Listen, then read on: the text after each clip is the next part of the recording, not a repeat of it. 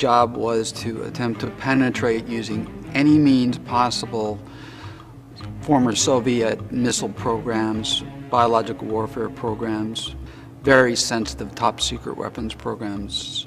And in cases where I was not able to do this or to engineer penetration, I turned to tactics of desperation. And one of those tactics was to use psychics. It turned out that the U.S. military, in conjunction with former Stanford Research Institute, was developing its program. CIA was paying for some of that. Army was paying for some of that as well. The ability to remote view, what we call remote viewing, essentially systematic ESP, is an innate ability. We all have that. Most of us have had experiences where we know the phone's going to ring, or we hear a voice in our head, those kinds of things. So what I do as a training officer is to take that innate ability and turn it into a skill. When I say that, for instance, remote viewing as one particular aspect of consciousness is a teachable skill, that does not imply that there aren't those who are born with very, very gifted in terms of psychic antenna. There are. When I teach those people remote viewing, the very gifted natural psychic can produce about twice as much detailed information about a target, a person, a place, a thing, or an event. The natural psychic can become an all-star as opposed to merely a pro in terms of this skill. Obviously, our sister science, telekinesis, psychokinesis, remote influencing. There are people who are born with the ability to project ideas and thoughts to a greater degree than, say, you or I. Remote viewing is not real time. It requires 3 steps: knowing what to look for, how to search what we call the matrix, the unconscious, the global mind, the universal mind, what search terms to put in there, the skill itself, downloading the information, and then analysis. To have thrown away that capability and just throw money at other technologies that can't answer the mail, that is sinful in my mind. I possess the ability, the trained ability, to go into another's mind and to download thoughts and ideas, either what is uppermost on a person's mind or long-term ideas. We've done this in the spy business, of course. When you're in an unconscious state, you are very vulnerable. Even the best of us, once we fall asleep, we're vulnerable. We're vulnerable to attack. Defenses are down. If all of a sudden they wake up from a dream and they realize that someone else actually imposed their mind onto theirs, then they're going to become much more aware of that particular aspect of reality and themselves in the future. The KGB's team of extrasensors, that's the Russian word for them, as well as my own team, have used groups to attempt to influence other people. The KGB was trying to influence President Reagan's mind to have him do certain things.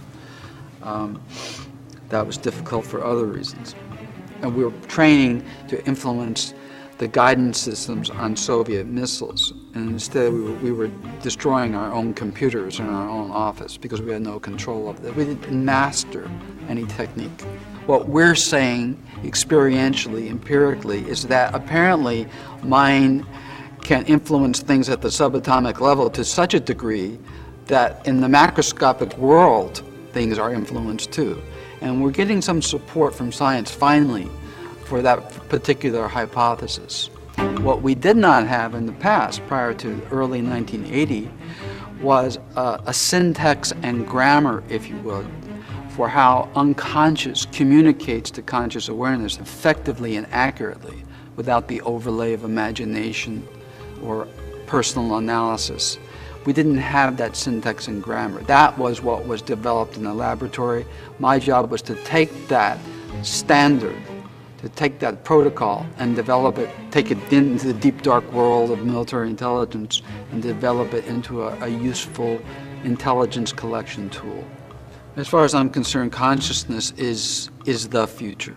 Apparently, what we're finding out over the last 2 decades, as a group and I as an individual is that mind is at the center of everything. We have some support, of course, in quantum mechanics. Physicists now know that mind can directly influence things at the subatomic level. What we're saying experientially, empirically, is that apparently mind can influence things at the subatomic level to such a degree that in the macroscopic world, things are influenced too. And we're getting some support from science, finally, for that particular hypothesis. The yogis are so practiced at what they do, at clearing their mind and tuning into their bodies, they can control not only their autonomic nervous system, the one that allows us to stand up as bipeds, for instance, or to breathe. They can control their parasympathetic nervous system, the biochemicals that are flowing in their body. But that's a different thing, a different skill than remote viewing. Our states are very highly focused, extremely different mind state. And what we're seeing is a conscious awareness. This awareness is just the tip of the iceberg.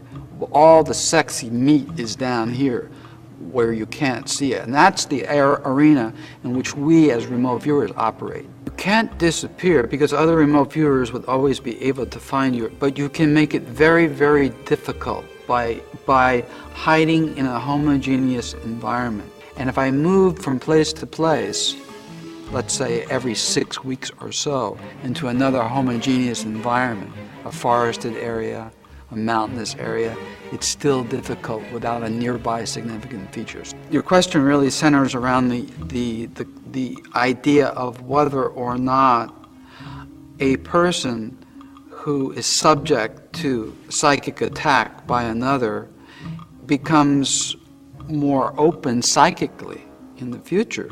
The Soviet psychics, when they were homing in on our program to see what our capabilities were, found Bob Monroe thinking that he was the director of our program. And they began to ping him when he slept to really, 2, 3, or 4 of the Soviet KGB extrasensory team would actually invade his mind at night.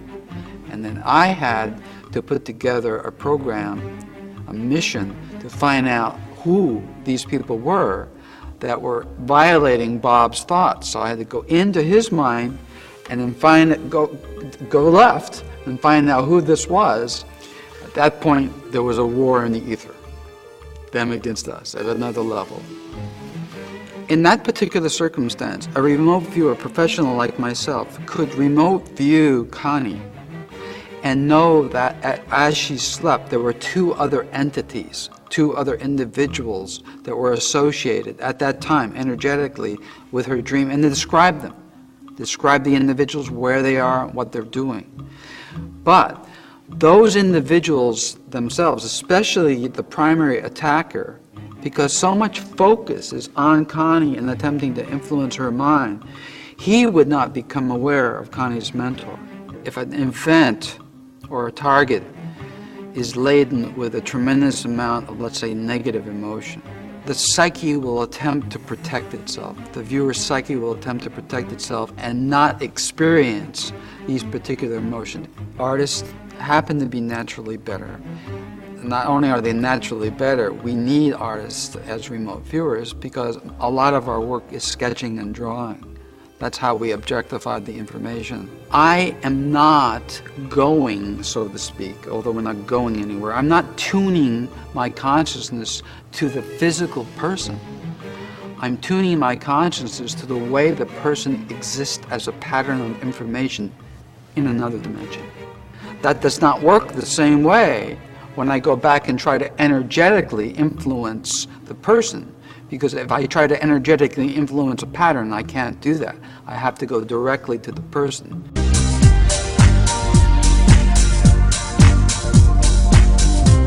The tool for remote viewing is this and this. That's the body, mind, brain system is the tool that we use. It's not a piece of technology that we build, that the technologists and scientists are used to. That's their diagnostic tools, how they probe the universe. We probe the universe with our tool, this one, okay? And so it's the same tool that developed those tools that they use to probe the universe with. This is the font. That's why we call it the matrix. The collective unconscious is a limiting term. The matrix is a better term because it's the font from which all form arises, including technology.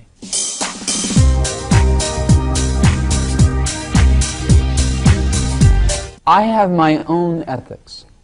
What my students and what my team does as individuals, that's up to them. I have my own ethics, my own ethical standards. I think they're good ones, but they may be wrong. I don't know in terms of right or wrong. I will not, for instance, violate the sanctity of somebody's mind and thoughts. I don't even remote view my wife's mind. I don't think that's fair. Just because one has the skill to do something, I don't believe, personally, right or wrong, one has the right to do it. Just because you have a specialized skill doesn't give you the right to violate someone's privacy. So I won't do that, but I do draw the line with murderers and terrorists. Now someone might say, what's the difference? Well, at some level there's probably no difference, but I'll take the hit. Okay? I don't use my skills to violate the privacy, the sanctity of someone's thoughts, unless I'm asked to diagnose an illness, a psychosomatic illness, by that person themselves. Ed, I can't sleep, I don't know what's wrong with me, can you please help me? It might be, I'm losing my mind or whatever.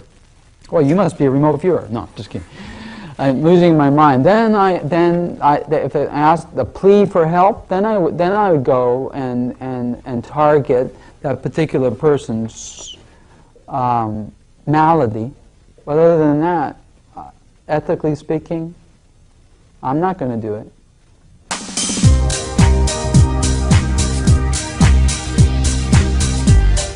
How far in the future can we go as a remote viewer? We're not going anywhere. We're turning our mind's attention, we're turning our attention to a target. Unconscious attention follows. It's like a joystick here. We turn our touch screen operation on the page, the unconscious attention goes to wherever we turn it to. Okay? We turn it into the future, and the question is, how far can we go? The far has to be adjudged in terms of human concepts of time, standards of time. And that doesn't apply to the unconscious, so I don't know how to answer the question. I don't know how far we can turn our attention to. I don't even know what far means, honestly, in terms of the collective unconscious and what we do, in terms of time. Far implies distance. Time implies something else, temporal, a temporal arena. I think there's a mismatch there dimensionally. So I think the question itself is a misnomer.